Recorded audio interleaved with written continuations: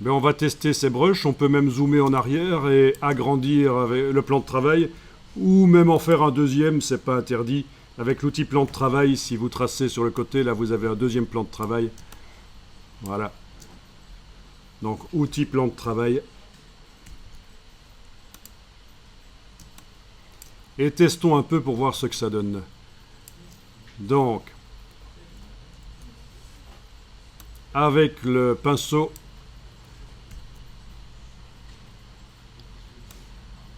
vous allez pouvoir choisir la brush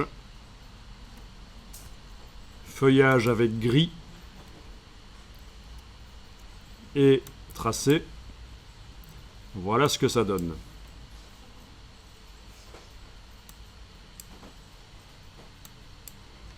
Ok. Donc, on voit les couleurs qui sont dans la brush, le noir et le gris. Si vous avez utilisé le crayon à la place du pinceau,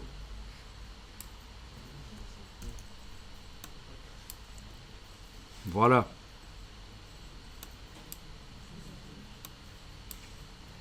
Il faut sélectionner les traits et appliquer la brush. Et voilà.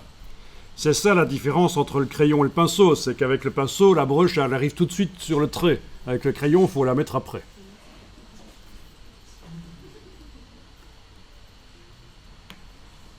Je clique à côté avec la flèche noire. Regardez ce qui se passe si on double-clique sur le pinceau, l'outil pinceau dans la palette des outils. Vous avez aussi la possibilité de le faire fonctionner comme si c'était un crayon. Vous savez, le crayon, quand on vient de dessiner le trait, on peut aller le remodeler. Eh bien, le pinceau aussi. Il suffit de cocher, conserver la sélection, modifier les tracés sélectionnés et cocher.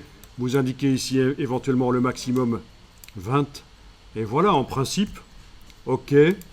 Avec le pinceau, je trace, ça reste sélectionné. Je reviens dessus. Je peux le bouger comme je veux. Comme si c'était le crayon. Donc vous voyez que c'est très similaire finalement.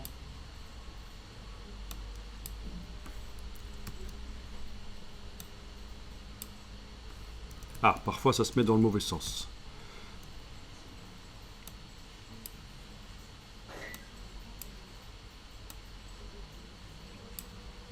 Donc voilà. Si on fait des traits trop longs, ça ressemble à rien parce que la brush artistique s'étend sur tout le trait. En fait, les brushes artistiques sont prévues pour être utilisées sur des traits qui ont à peu près la même longueur que la brush d'origine. Trait trop long, c'est foireux. Comme ceci. Voilà, c'est foireux. Trait trop court aussi. C'est foireux aussi. Ça ne ressemble pas à ce qu'on avait prévu. Donc tout ça, il faut le savoir. C'est comme ça que ça fonctionne. Je vais supprimer ça avec la flèche noire. Et la touche suppression au clavier.